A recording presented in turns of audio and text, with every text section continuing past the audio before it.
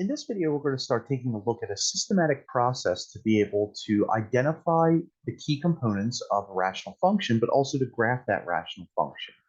So our process that we're going to use, we're going to start by determining if there's any symmetry of the function.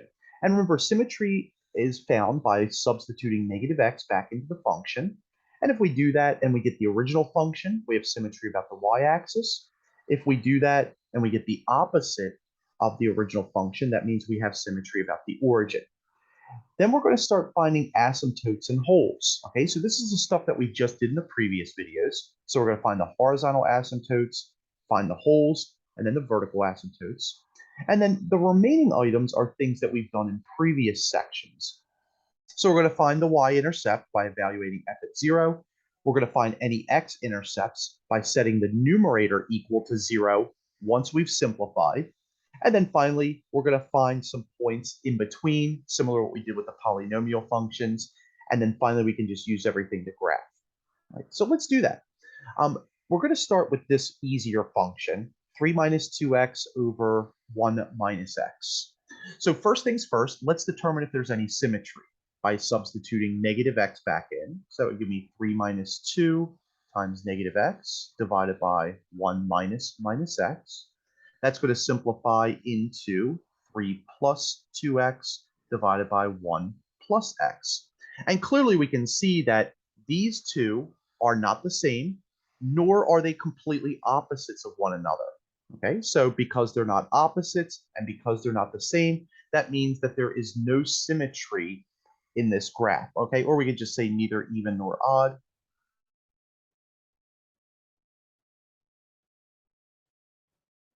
Or odd. So that means there's no symmetry. All right. So next thing we're going to do is we're going to go ahead and find the asymptotes and holes. Okay. So first things first, let's compare the degree of the numerator and the degree of the denominator. And notice that both of these exponents, the highest exponent is 1. Okay, so we have degree of 1. Okay, and they're the same. And so if they're the same, recall that all we do is we just take the coefficients and we divide them out. Okay, so we're going to say y equals -2 over -1, which implies that y would be equal to 2. Okay, so that's our horizontal asymptote. For a vertical asymptote, first we should find the holes of the function. Now the holes are found if we try to simplify. So we're going to take 3 minus 2x divided by 1 minus x, but both of these are prime. Meaning that they can't be factored. And so if there's no common factors, what that means is that there are no holes. So there are no holes because there are no common factors. All right. So next thing we do is because there are no holes and we've got this simplified expression, then what we're going to do is we're just going to set the denominator equal to 0 to find the vertical asymptotes. And we just add x to both sides, so we get 1 equals x. And so now what we can start doing is kind of plotting these on the graph. Okay, so if we create a graph down here, we have y equals 2. Okay, so we have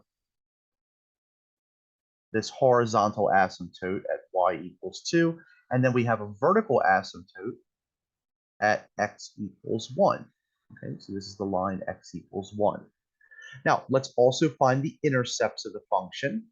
Okay, so that's the next part. We're going to find f at 0, and that's going to be 3 minus 2 times 0 divided by 1 minus 0. Those go away, and we're just left with 3 over 1 or 3, which means that we have the point 0, comma 3. Next, we're going to find the x-intercepts by setting the numerator equal to 0. So we say the numerator of the simplified expression. Okay, the simplified expression is the original expression. So 3 minus 2x is 0, or 3 equals 2x by adding 2x to both sides. And then if we divide both sides by 2, we get 3 halves equals x. And so that means we get the point 3 halves, comma 0. And so if we plot those on the function, we have the point 0, 3. which is right here. And then we have the point 3/2, comma 0, which is right about here. And so if I'm guessing as to what this function is going to do, because of the asymptotes and because of the intercepts that we have, it's going to follow along here, and then it's going to go up this way, right? So this is my guess, and then we'll plot a few more points. And then it's going to be asymptotic here, and it's going to follow the asymptote. Let me try to get that through that coordinate there. All right, so there we go. And it's going to do something like that, I believe. Okay. Now, we are going to check this by using a graphing calculator, but let's also plot a few more points. Okay. Now, let's plot something that's to the left of this asymptote, and then something that's to the right of this vertical asymptote here. Okay. So let's take a look at what happens when x is -1. And let's take a look at what happens when x is equal to 2, okay? And those points should be relatively close to what we have on the graphs here, okay? So let's just find a few more points. And so we find f at -1 and we find f at 2. Now f at -1 is 3 minus 2 times -1.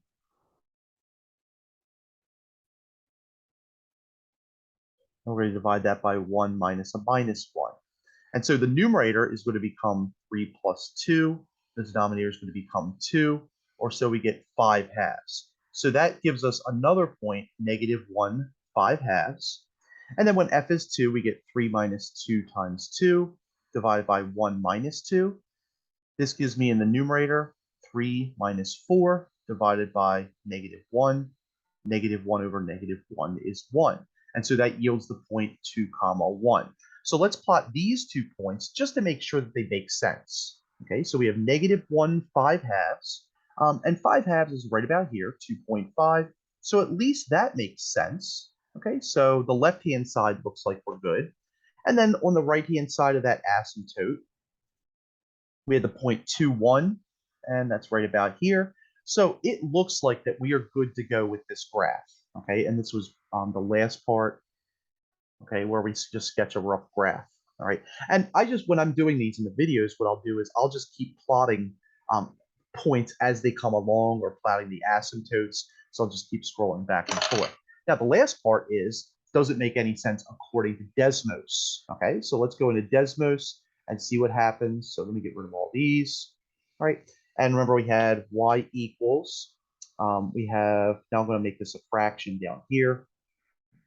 All right, I think I might, that's okay. I'll just say it was 3 minus 2x divided by, and I know it's a pain, but that's okay. So 3 minus 2x and then 1 minus x. All right.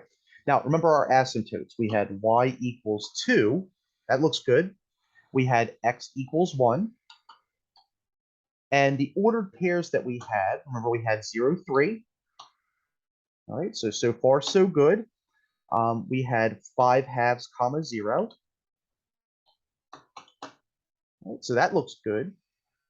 Or I'm sorry, we had -1 5/2. Sorry.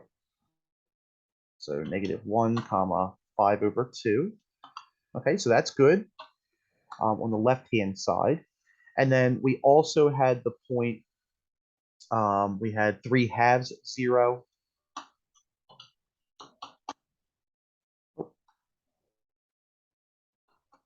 So that looks good. And then finally, we had one other point, which I think was 2 comma 1. All right. And then notice that all these points fall exactly on the rational function. Okay, so that's how we can verify, just making sure that we're on the right path. Most of the time, we can probably get a good idea of the graph just by looking at the asymptotes, okay, and thinking about the behavior of the asymptotes, how it should work.